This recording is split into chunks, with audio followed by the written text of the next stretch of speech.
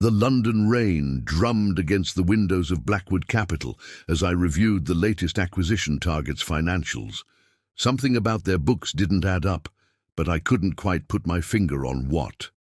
After 15 years of hunting corporate weaknesses for a living, I'd developed a sixth sense for these things. Still obsessing over the Reynolds deal? Emma Parker, our head of legal, appeared in my doorway. The celebration started an hour ago at the Shard. I gestured at the documents spread across my desk. Their numbers are too perfect. No company this size has such clean cash flows. Before we jump back in, tell us where you're tuning in from, and if this story touches you, make sure you're subscribed, because tomorrow I've saved something extra special for you. Emma shook her head with a knowing smile. This is why they call you the Predator. You can smell blood in the water from a mile away, but even predators need rest. Besides, Victoria called, says she's finally ready to reveal her big project. My lips curved into a slight smile. My wife of 10 years had been unusually secretive lately, spending long hours at her business consulting firm. She'd built Catalyst Solutions from scratch into one of London's most successful boutique firms, specializing in turning around struggling companies. You're right, I said, gathering my things. The numbers will still be here tomorrow. The drive home to our Kensington townhouse was quick at this hour. Victoria's Range Rover was in the driveway, a rare sight these days. The house lights cast a warm glow against the evening mist. Inside, I found her in our study, surrounded by presentation boards and market analyses. Her energy was electric, reminding me of when we first met at Oxford Business School. "Michael!" She sprang up, practically vibrating with excitement. "I've been dying to show you this." She handed me a leather portfolio with her company's embossed logo. "What am I looking at?" I asked, scanning pages of projections and strategy outlines. "My magnum opus," Victoria beamed. "I found a way to revolutionize the corporate restructuring industry, but I need your expertise to make it work." I raised an eyebrow. Throughout our marriage, we'd maintained strict professional boundaries. Victoria had always insisted on building her reputation independently, refusing even basic advice about her business. "The market's shifting," she continued, pointing to a complex strategy map. "If we move now, we could dominate the space before the major consulting firms even realize what's happening." Her enthusiasm was contagious. We spent the next hour going through her plans, my analytical mind already identifying potential optimizations. For the first time in years, it felt like we were truly on the same wavelength. "This could actually work," I admitted. "The risks are substantial, but the potential return—" Victoria squeezed my hand. "I knew you'd understand. Listen, I need to fly to Frankfurt tomorrow to set some pieces in motion. When I get back, we can start working on this together." I pulled her close, taking in the familiar scent of her Chanel perfume. "I've missed this, us working as a team." She leaned into me, but something felt off, a slight hesitation, perhaps. I dismissed the thought. After years of parallel careers, we were finally aligning. As I lay in bed that night, my mind raced with possibilities. Victoria's plan was ambitious, but with my expertise in corporate takeovers and her talent for business transformation, we could reshape the industry. I had no idea that in less than 24 hours I would discover the true purpose of her masterpiece, and my skills at identifying corporate vulnerabilities would be turned toward a very different kind of target. Morning arrived with an unusual silence in the house. Victoria's side of the bed was already cold. She must have left early for her Frankfurt flight. I went through my normal routine, my mind still turning over the details of her proposal from the night before. The first sign that something was wrong came when I tried to check our joint investment account before heading to the office. Access denied. Frowning, I tried again. Same result. I pulled up our Shared Cuts private banking app, locked out. A tendril of unease began to curl in my stomach. I dialed Victoria's mobile, straight to voicemail. "Good morning, Mr. Blackwood," Our private banker's voice caught me off guard when I called the bank directly. I was actually about to contact you. There's been some unusual activity on your accounts. The next 10 minutes felt like a slow-motion car crash. Victoria had executed a series of transfers yesterday evening, systematically emptying every joint account we held, our investment portfolio, savings, even the emergency fund, all gone. Over £12 million vanished. The transfers were authorized with all proper credentials and security measures, the banker explained apologetically. Mrs. Blackwood had full access rights. My hands were steady as I hung up the phone, too steady. The predatory calm I usually reserved for hostile takeovers settled over me. I called Emma at the office. I need everything you can find on Catalyst Solutions' recent activities. Corporate filings, property leases, client contracts, everything. Michael, what's wrong? Just do it. And Emma, full discretion on this. I drove to the office in a daze, memories of last night replaying in my mind, the excitement in Victoria's eyes as she showed me her plans, the slight hesitation in her touch, the Frankfurt trip. Something clicked. The documents are in your secure email. Emma appeared in my office 20 minutes later, concern etched on her face. But Michael, there's something else. Catalyst Solutions filed for a change of directorship last week. Victoria's stepped down. The new director is... She paused. James Cornell. The name hit me like a physical blow. James Cornell, Victoria's former business partner from her consulting days. The one she'd always insisted was just a mentor. My computer pinged. A new email from Victoria. Michael, by the time you read this, I'll be well on my way to my new life. I'm sorry it had to be this way, but we both know you would have tried to stop me if I'd been honest. The project I showed you last night, it's real. James and I have been working on it for months. With the capital we needed secured, thank you for that, Catalyst Solutions will be rebranded and relocated. A fresh start. I've left you the house and your precious Aston Martin. Consider it a fair trade for the investments you'll never see again. Don't try to find me. V. The familiar ice-cold focus that had earned me my nickname descended. I pulled up the documents Emma had found, scanning them with practiced efficiency. Victoria thought she knew business. She was about to learn why they called me the Predator. Emma, I called out, my voice unnaturally calm.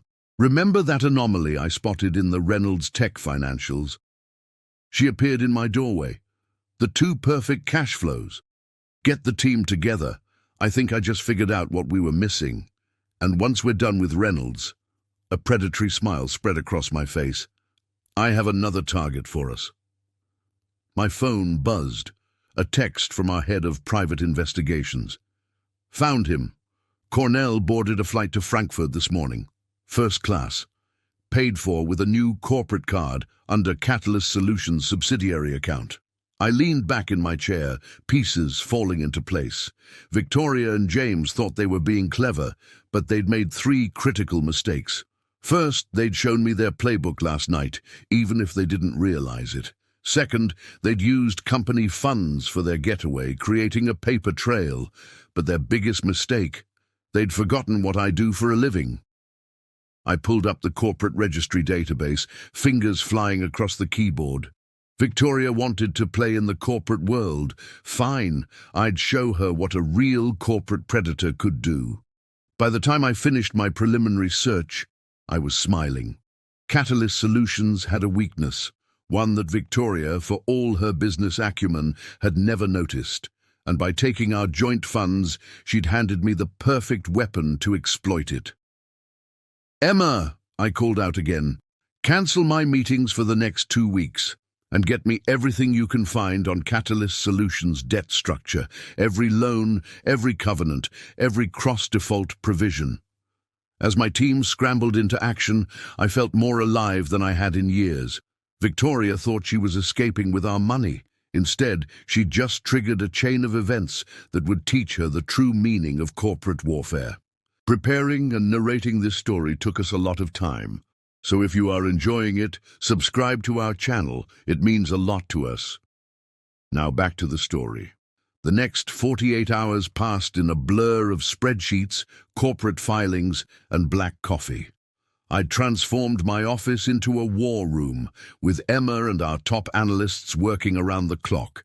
The story that emerged from our investigation was both infuriating and illuminating. "Look at this," Emma pointed to a series of transactions on her tablet. Catalyst Solutions has been shifting assets between subsidiaries for the past 6 months. They're preparing for something big. I studied the complex web of financial movements displayed on my screens.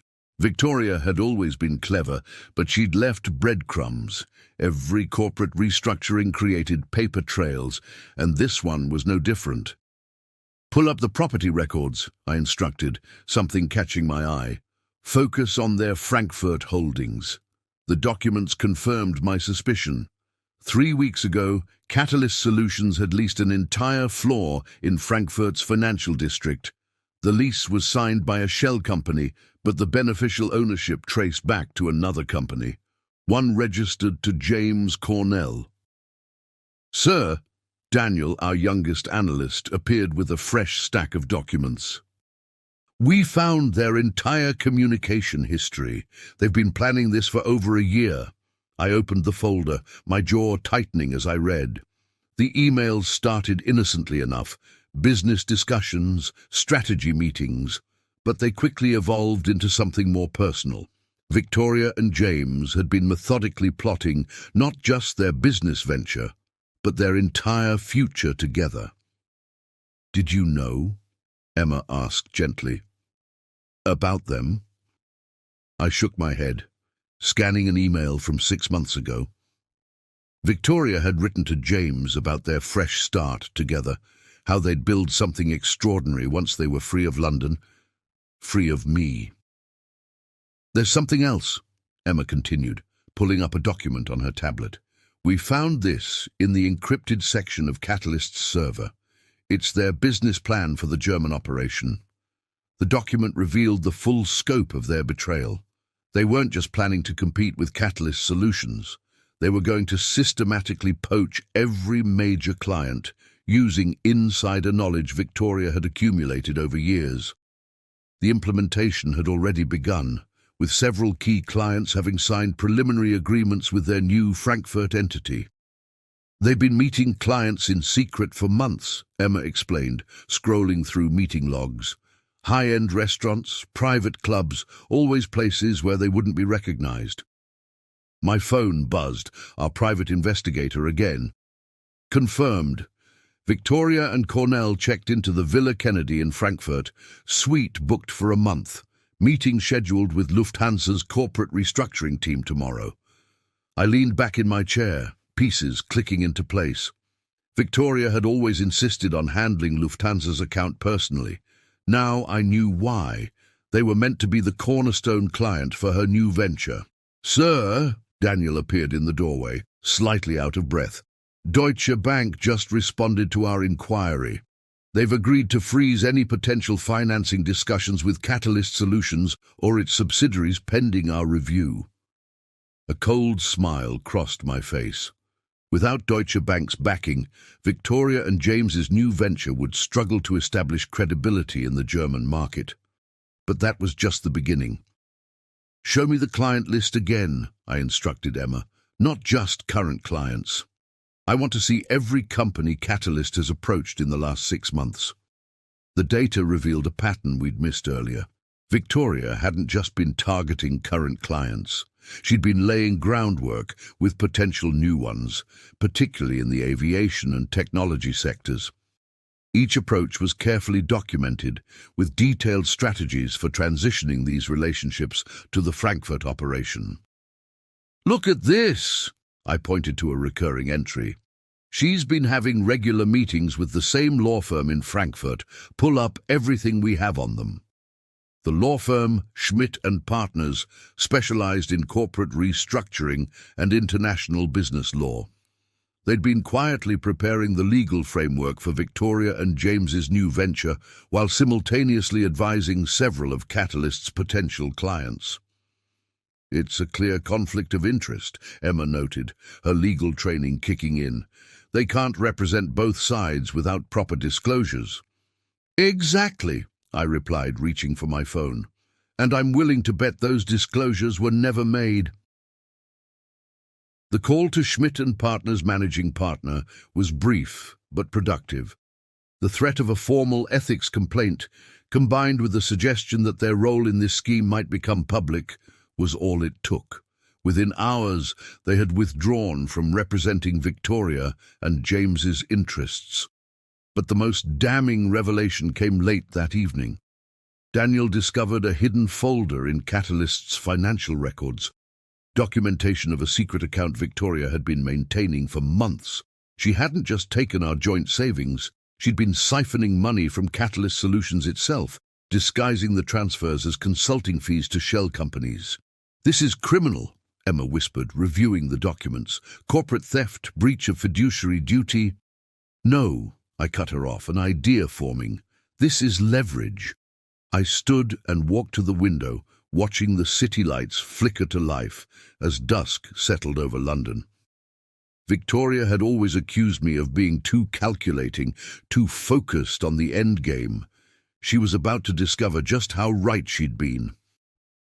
"Emma," I called out, not turning from the window, "draft 2 letters.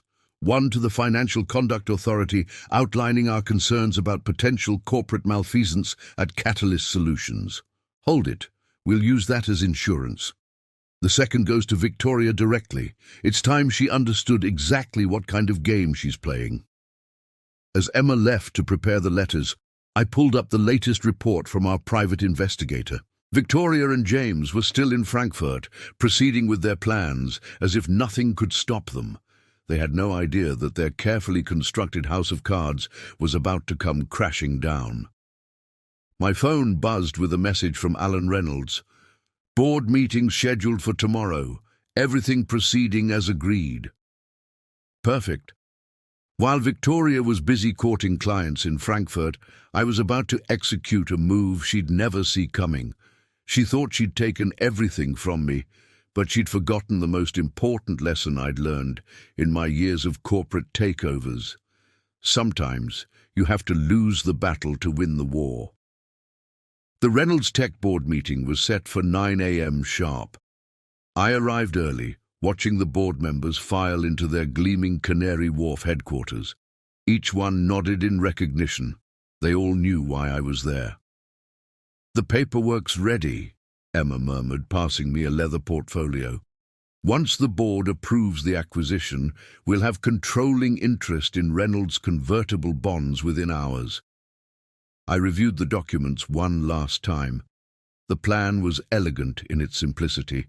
Reynolds would accept our acquisition offer, giving us control of their significant stake in Catalyst Solutions. But that was just phase 1. "Mr. Blackwood," Alan Reynolds' assistant appeared. "They're ready for you." The boardroom fell silent as I entered. These men and women, titans of British industry, had heard the rumours. They knew my reputation. Alan Reynolds stood at the head of the table, looking uncomfortable but resigned. "Ladies and gentlemen," I began, my voice carrying the quiet authority that had become my trademark. "You've all reviewed the proposal. Let's discuss the future of Reynolds Tech and, by extension, Catalyst Solutions." What followed was a masterclass in corporate persuasion. I laid out the benefits of the acquisition, the synergies between our operations, and the potential risks of not proceeding. No one mentioned the real reason they were capitulating, the damaging evidence of their disclosure failures that I held in reserve. "The vote is unanimous," Alan announced 2 hours later. "Reynolds Tech will accept Blackwood Capital's offer." I nodded, already pulling out my phone to set the next phase in motion. "Emma, execute Protocol Alpha, and get me Christian Weber from Deutsche Bank on the line." Back in my office, I studied the organizational chart we'd created. Victoria and James's new Frankfurt operation was like a house of cards, each piece dependent on the others. Pull out one support and the whole structure would collapse. "Christian's on line 1, my assistant announced. The conversation with Deutsche Bank's head of corporate lending was brief but productive. With Reynolds Tech now under our control and evidence of Victoria's financial improprieties in hand, convincing them to permanently freeze any potential financing for her new venture was straightforward.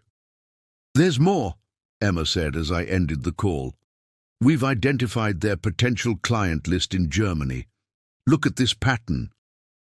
She pulled up a map showing planned meetings across Frankfurt, Munich, and Berlin. Victoria had been methodically targeting companies in specific sectors: aviation, technology, and renewable energy, all areas where Catalyst Solutions had built expertise. "She's not just stealing clients," I mused, studying the data. "She's trying to replicate Catalyst's entire business model in Germany." "Exactly," Emma nodded. "And look who's helping her." She pulled up another document, a list of former Catalyst employees who had recently resigned. Each one had booked flights to Frankfurt. I smiled coldly. Victoria had always been thorough, but her very thoroughness had created a trail we could follow and exploit. "Sir," Daniel burst in, tablet in hand, "you need to see this. Victoria just tried to access Catalyst's main client database. The system flagged it as an unauthorized attempt from Frankfurt." Perfect. She was getting desperate, making mistakes. Time to tighten the noose. "Emma, implement the next phase. Contact every client on that Frankfurt list. I want meetings scheduled with their key decision-makers within the next 48 hours. "All of them?" Emma raised an eyebrow. "That's over 20 major corporations." "All of them," I confirmed. "And make sure each one understands the implications of Reynolds Tech's new ownership structure. They should know exactly who controls their consulting firm's debt now." As Emma left to make the arrangements, I turned to Daniel. "What's the status of the property lease in Frankfurt?" "The building's owner is amenable to our approach," he reported. "Once we showed them the evidence of potential financial impropriety, they agreed to review the lease agreement." I nodded, pieces falling into place. Victoria and James had planned meticulously, but they'd forgotten one crucial detail. In the corporate world, reputation and relationships were everything. Once word got out about their methods, doors would start closing. My phone buzzed, a message from our private investigator. "Cornell spotted leaving Deutsche Bank.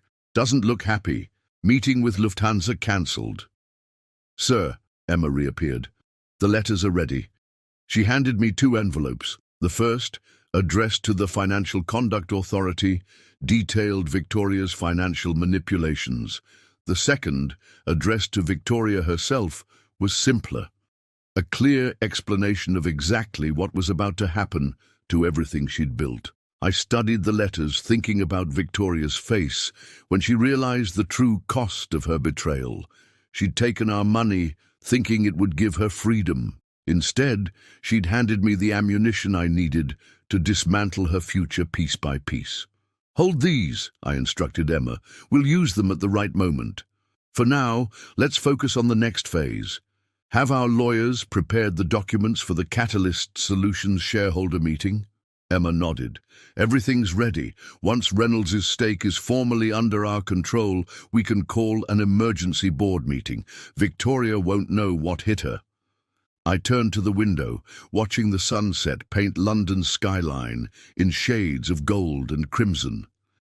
Victoria had taught me one valuable lesson: never underestimate your opponent. Now it was time for her to learn the same. The emergency board meeting of Catalyst Solutions was called for Wednesday morning. As the largest bondholder, through our newly acquired Reynolds Tech position, we had the right to force the issue. The look on Victoria's face when she received the notice in Frankfurt, captured by our private investigator's camera, was worth every penny we'd spent. "The board members are assembled in the conference room," Emma reported. "Victoria's trying to join by video link." I straightened my tie, checking my reflection in the office window. No virtual attendance. Board bylaws require physical presence for votes of this magnitude. Make sure she understands that. The next hour unfolded exactly as planned. Victoria's hastily appointed representative was no match for our prepared strategy. One by one, we presented evidence of financial irregularities, unauthorized client approaches, and breach of fiduciary duties. As you can see, I concluded, standing at the head of the table, Catalyst Solutions requires immediate intervention to prevent further damage to shareholder value. The vote was unanimous. Victoria was suspended from her position pending a full investigation. Her access to company resources was terminated immediately, but the real coup came next. Given the circumstances, Emma announced, reading from a prepared statement, Blackwood Capital is exercising its right under the convertible bonds to appoint interim management. Effective immediately, Michael Blackwood will assume the role of executive chairman. My phone buzzed. Victoria calling. I let it go to voicemail, focusing instead on the next phase of our plan. Within hours, we had teams in place at every Catalyst office, securing data and beginning forensic audits. Sir, Daniel appeared with a fresh report. We've identified all the clients Victoria approached in Frankfurt, 23 major corporations, 15 of which had already received preliminary proposals. I nodded, reviewing the list. Schedule meetings with each one, priority to those who've had direct contact with Victoria or James. The next 3 days were a whirlwind of activity. We moved systematically, dismantling Victoria and James's planned German operation piece by piece. Each client they'd approached received a detailed briefing on the situation, along with evidence of Victoria's ethical breaches. Lufthansa just cancelled their meeting with them, Emma reported late Friday afternoon. That's the last major prospect off their list. But Victoria wasn't going down without a fight. Our intelligence reported she and James were making desperate rounds of Frankfurt's financial district, trying to secure alternate financing. That's when we played our next card, leak the FCA investigation. I instructed our PR team. Make sure it reaches all major financial news outlets in Germany. The effect was immediate. By Monday morning, Victoria and James's phones had stopped ringing. No bank in Frankfurt would touch them. Their carefully constructed plan was crumbling. Michael, Emma entered my office, concern evident in her voice. Victoria's sent a settlement offer. She's willing to return the money she took from your joint accounts. I laughed softly, turning to face the London skyline. She still doesn't understand. This was never about the money. My phone buzzed again, another call from Victoria. This time I answered. Michael, please, her voice was strained. You've made your point. Let's talk about this. Like you talked to me about emptying our accounts? I kept my voice cold, professional. Or about your plans with James? That was different. I needed to. To what, Victoria? To betray everything we built? To steal our clients? To run away with your lover using my money to finance it all? Silence on the line. Then, softly. What do you want? Want? I smiled, though she couldn't see it. I want you to understand exactly what you've lost. Check your email. I hung up, nodding to Emma. She pressed a button on her tablet, sending the email we'd prepared. It contained detailed documentation of everything we'd done, the Reynolds tech acquisition, the board takeover, the client interventions. But more importantly, it showed what was coming next. Sir, Daniel interrupted. The Frankfurt property manager called. They're terminating the lease on Victoria's office space, citing the morality clause in the contract. Perfect timing. Victoria would be reading about that in the email too, along with the termination notices for every other contract and agreement she'd tried to set up in Germany. Emma, I called out. Are we ready for phase 3? She nodded, pulling up a new set of documents. The audit team has finished their preliminary review. They've found evidence of systematic financial manipulation going back months. The board will have no choice but to refer this to authorities. I studied the London skyline, thinking about the day Victoria showed me her masterpiece, her plan to build a new business in Frankfurt. She'd been so proud, so certain of her success. Now that same plan was being dismantled piece by piece, leaving her with nothing. My phone buzzed one final time, a message from Victoria. "You've destroyed everything." I typed back a simple response. "No, Victoria, you did that yourself. I just showed everyone who you really are." The following week brought a cascade of developments that exceeded even my expectations. Victoria and James's desperate attempts to salvage their situation only served to dig them deeper into a hole of their own making. "They're trying to approach venture capital firms now," Emma reported, dropping a fresh intelligence briefing on my desk. 3 meetings yesterday with second-tier VC firms in Frankfurt. I smiled, reviewing the report. "How did those meetings go?" "They didn't," Emma replied with a slight smirk. "Seems someone sent those firms detailed documentation about Victoria's financial improprieties at Catalyst. No one's willing to touch them." The real breakthrough came that afternoon. Our forensic accounting team, digging through Catalyst's records, uncovered something unexpected. A series of offshore accounts linked to both Victoria and James, predating their relationship. "Look at these transactions." Daniel pointed to a complex web of money movements. "They've been skimming from client projects for years, long before they planned their escape to Frankfurt." I studied the data, a cold fury building. This wasn't just about betraying me. Victoria had been betraying her own company, her own clients for years, and she'd used my reputation, my connections, as cover for her schemes. "Get me the board on the line," I instructed. "All members, emergency session." The board meeting was brief but decisive. Faced with evidence of long-term financial fraud, they had no choice but to take action. Victoria was formally terminated for cause, all company benefits and stock options immediately forfeit. But James proved to be the weak link we needed. When confronted with evidence of his role in the financial schemes, he cracked. "Mr. Blackwood," our private investigator called. "Cornell's requesting a meeting, says he has information you'll want to hear." The meeting was set for neutral ground, a private room at the Ritz in London. James arrived looking haunted, nothing like the confident conspirator who'd helped Victoria plan her escape. "Before we begin," I placed a recorder on the table, "understand that this conversation is being recorded. My lawyers are in the next room."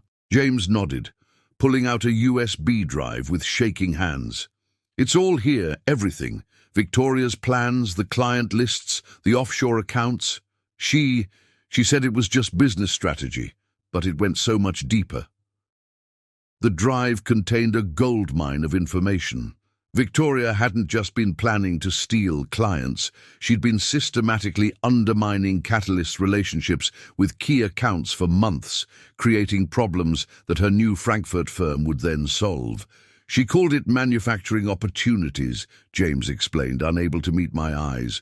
"We'd identify vulnerable clients, create issues within their projects, then approach them later with solutions from our new company." Emma, who'd been silently taking notes, looked up sharply. "That's criminal conspiracy." "Yes," James whispered, "and there's more. The money she took from your joint accounts? It wasn't just about funding the new business. She's been moving it through a series of shell companies, trying to hide it from regulatory oversight." I leaned back, letting the implications sink in. Victoria hadn't just committed fraud. She'd created an elaborate criminal enterprise, using my own money to finance it. "Why are you telling me this now?" I asked, studying James's face. "Because she's planning something big," he replied, fear evident in his voice. "When she realized you were blocking her in Frankfurt, she started talking about more aggressive options. Something about leveraged buyouts and hostile takeovers. She's not going to stop, Michael. She's obsessed with beating you." I nodded slowly. then pushed a document across the table. "Sign this. It's a full confession and cooperation agreement. In return, my lawyers will speak to the authorities on your behalf." As James signed with trembling hands, my phone buzzed. A message from our surveillance team in Frankfurt. Subject fee, seen entering Deutsche Bank's headquarters, meeting with private banking division. So that was her play, trying to leverage private banking relationships to salvage her plans. But thanks to James's evidence, we were several steps ahead. "Emma," I called out as James was escorted out, "execute Operation Checkmate. All of it." Within hours, our team had transmitted James's evidence to key authorities, the Financial Conduct Authority in London, BaFin in Germany, and select law enforcement agencies in both countries.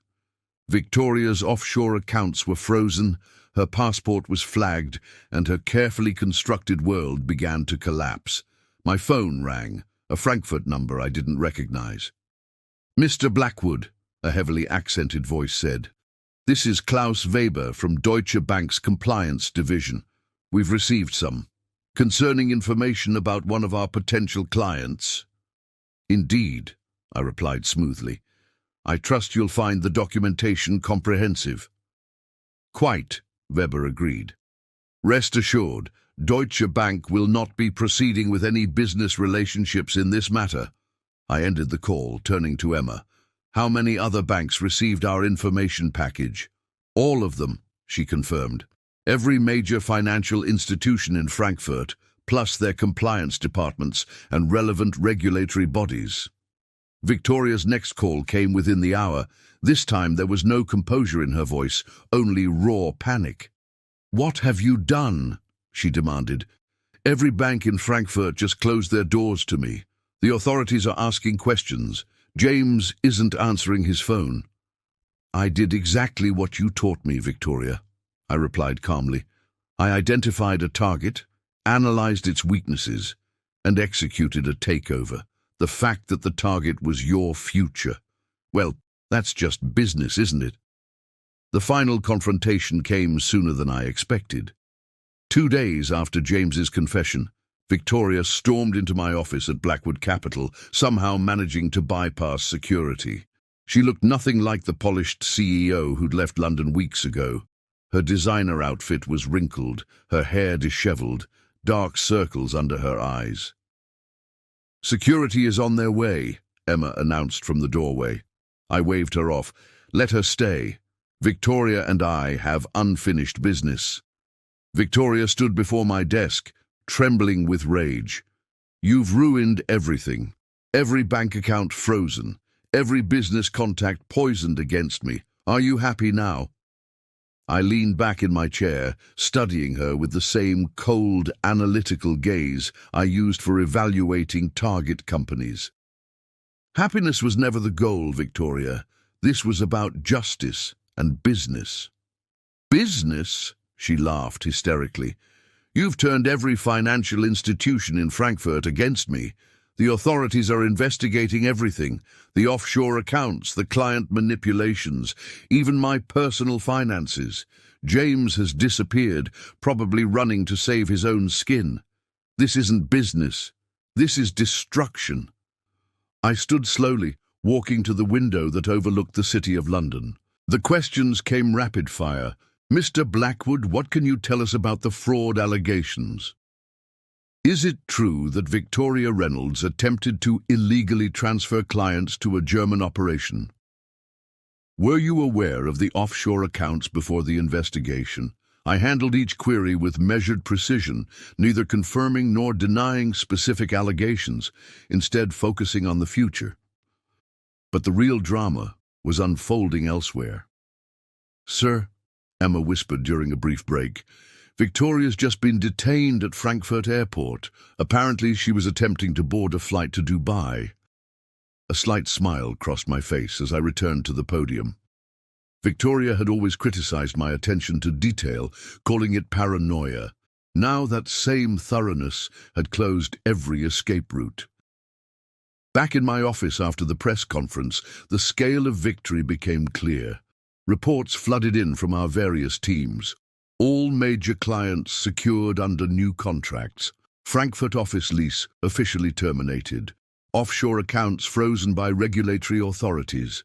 James Cornell cooperating fully with investigators. Emma entered with a thick stack of newspapers. The headlines were everything we could have hoped for. Corporate scandal rocks, City of London. Catalyst CEOs fall from grace. Blackwood Capital steps in to save Catalyst Solutions.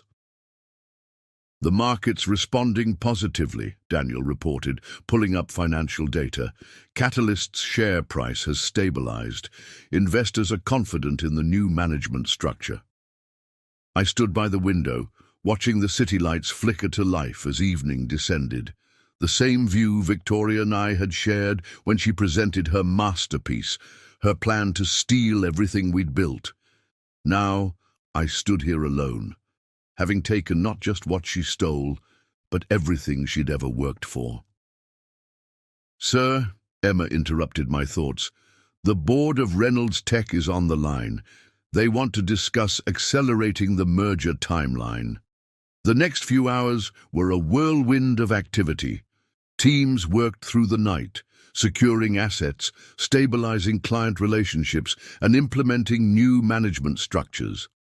Victoria's attempted escape had triggered contingency plans across multiple jurisdictions. "Update from Frankfurt," Daniel announced around midnight. "BaFin has formally requested all documentation relating to Victoria's planned operation. They're particularly interested in the client manipulation schemes." I nodded, reviewing the latest financial reports. The damage Victoria had tried to inflict on Catalyst Solutions was being reversed, piece by piece. In fact, our swift action and transparent handling of the crisis had actually strengthened the company's position. "Emma," I called out, "what's the status of the client retention program?" "Better than expected," she replied, pulling up the data. 97% of existing clients have signed new contracts. Several have actually increased their engagement. Your handling of the crisis has inspired confidence." My phone buzzed. A message from our legal team. Mrs. Reynolds' lawyers requesting urgent meeting, offering full cooperation in exchange for leniency. Too late for that. Victoria had chosen her path when she tried to destroy everything we'd built. Now she would face the consequences, not just professionally, but personally. "Sir," Daniel appeared with fresh intelligence, "we've identified all members of Victoria's planned Frankfurt team. Most are already reaching out, looking to secure their positions at Catalyst. Offer retention packages to the talented ones," I instructed. "The rest can follow Victoria out the door." As the night wore on, the full extent of our victory became clear. Victoria's carefully constructed plan hadn't just failed. It had backfired spectacularly, strengthening my position while destroying hers. "Latest from Frankfurt," Emma reported as dawn approached. "Victoria's being held pending extradition. James has provided authorities with access to all communication records. The evidence is comprehensive." I reviewed the preliminary police report. Victoria's face in the mugshot was a far cry from the confident CEO who'd tried to steal my life. The designer clothes and perfect makeup were gone, replaced by the haunted look of someone watching their world crumble. "Arrange a meeting with the FCA investigators," I instructed Emma. "It's time to provide them with the complete documentation of Victoria and James's activities." "All of it?" Emma raised an eyebrow. "That could lead to criminal charges." "All of it," I confirmed. Victoria wanted to play in the corporate world. Let her learn about corporate consequences. As the sun rose over London, I stood in my office, surveying the empire that had not only survived Victoria's betrayal, but grown stronger because of it. My phone buzzed one final time. A message from Victoria's lawyer. She's willing to sign over all claims to Catalyst Solutions in exchange for help with the authorities. I deleted the message without responding. Victoria had taught me an invaluable lesson about trust and betrayal. Now she would spend years learning her own lessons about loyalty, consequences, and the danger of underestimating your opponent. 6 months after Victoria's arrest, I stood in my newly renovated office at Catalyst Solutions headquarters, now a division of Blackwood Capital. The merger had exceeded all expectations, creating one of London's most powerful financial institutions. The final numbers from Q2, Emma announced, placing a report on my desk. Profits up 40% year over year. The market's calling it the comeback of the decade. I reviewed the figures with practiced efficiency. The same attention to detail that had enabled my revenge had transformed both companies into something greater than either had been before. "What about the Frankfurt office?" I asked, though I already knew the answer. "Fully operational under new management. We've actually captured most of the clients Victoria was targeting. Turns out they prefer working with a stable, legitimate operation." The irony wasn't lost on me. Victoria's attempted betrayal had handed me the opportunity to expand into the very market she'd tried to steal. Her failure had become the foundation of my greatest success. "Sir," Daniel appeared with the morning papers. "You might want to see this." The headlines told the story.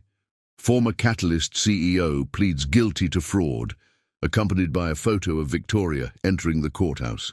She looked broken, nothing like the woman who'd once shared my life and ambitions. "The sentencing is next week," Emma noted quietly. "Her lawyers are still trying to reach out." I shook my head. "Forward all communications to the legal team. That chapter's closed." Later that evening, as I walked through the quiet office, I found myself in Victoria's old executive suite, now a strategic planning centre. The views of London were the same, but everything else had changed. "Thought I'd find you here," Emma said from the doorway. "The board meeting's about to start. They're voting on the expansion into Asia." I nodded, but didn't move immediately. "Do you know what Victoria never understood about business, Emma? It's not just about strategies and numbers. It's about building something that lasts." "And that's exactly what you've done," she replied, "though perhaps not in the way anyone expected." She was right. The past 6 months had changed more than just the company. They'd changed me. The cold fury that had driven my revenge had transformed into something else. A deep understanding of both my strengths and weaknesses. My phone buzzed. A message from James's lawyer. He'd received a reduced sentence in exchange for his cooperation and was being transferred to a minimum security facility, another loose end tied up. "The audit team found something interesting," Daniel said, joining us with a tablet. "Remember those client relationships Victoria tried to undermine? They're now our strongest partnerships. Your handling of the crisis actually strengthened their trust." I smiled slightly. "Sometimes the best revenge isn't destroying what others build. It's building something better yourself." The board meeting that followed was a formality. The expansion plans were approved unanimously, setting the stage for the next phase of growth. As I presented the strategy, I couldn't help but appreciate how different this was from Victoria's scheming. "Mr. Blackwood," one of the board members asked, "given the company's success, are there any other acquisitions planned?" "Several," I confirmed, "but this time we'll grow through legitimate means. The days of corporate raiders and hostile takeovers are behind us."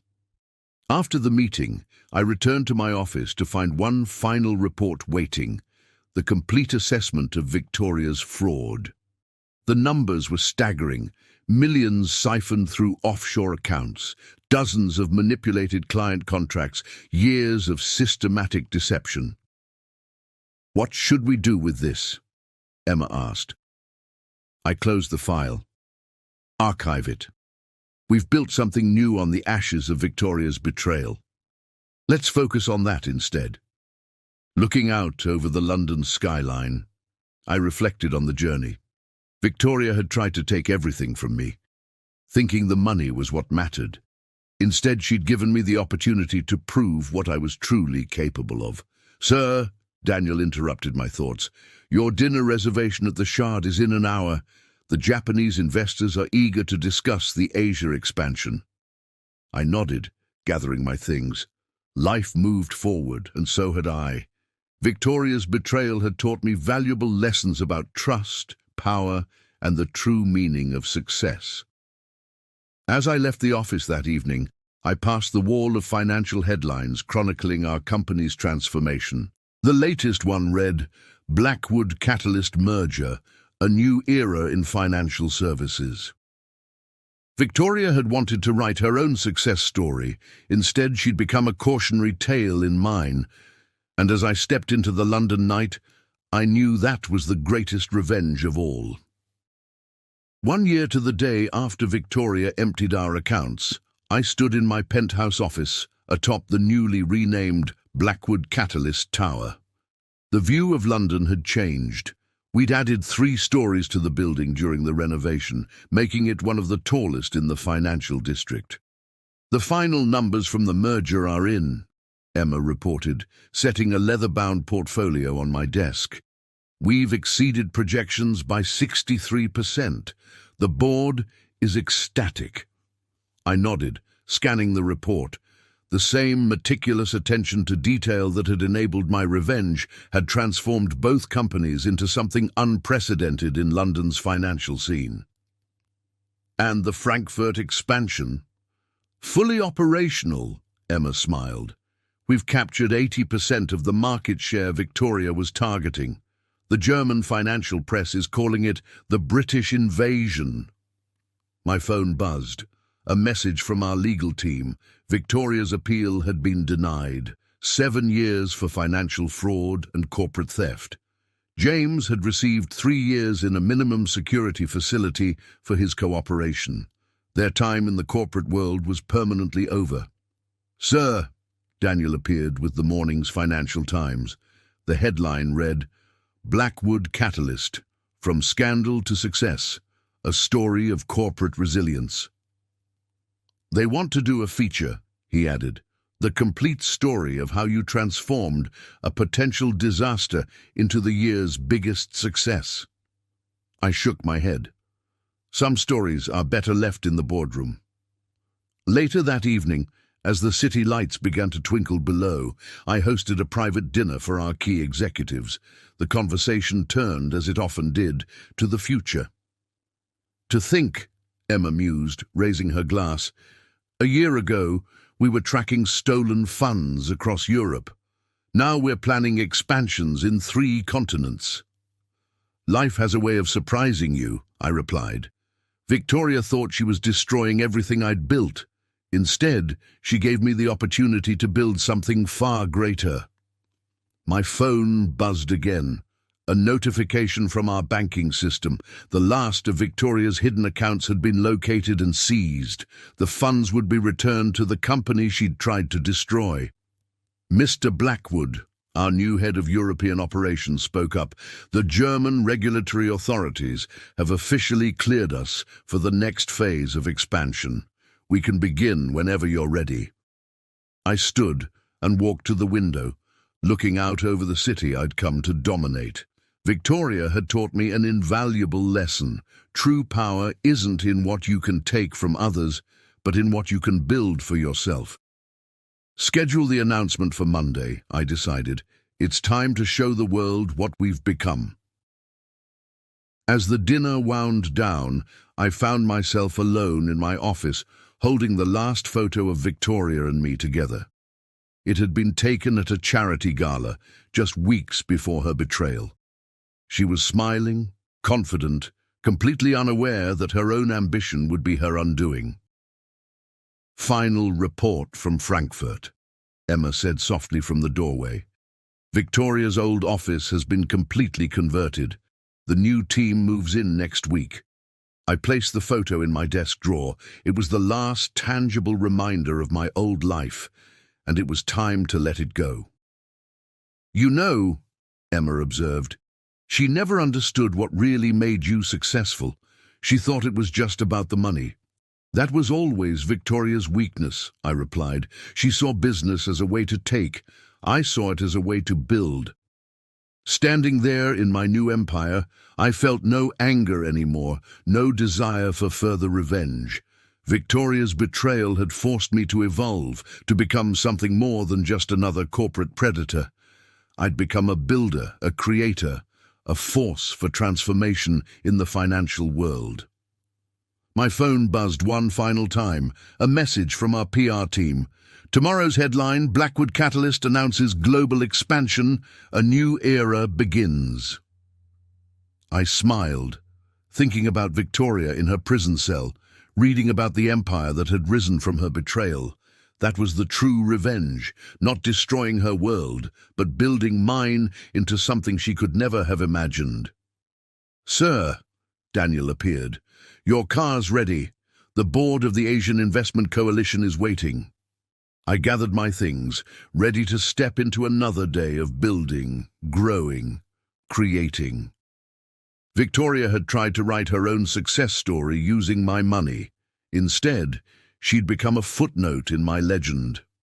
As I left the office that night, I passed the wall of headlines chronicling our company's transformation. In the center, framed in gold, was the first article about Victoria's arrest. Below it, I'd added a small plaque with a simple inscription, "The best revenge is massive success." Up next, you've got two more standout stories right on your screen. If this one hit the mark, you won't want to pass these up. Just click and check them out. And don't forget to subscribe and turn on the notification bell so you don't miss any upload from us.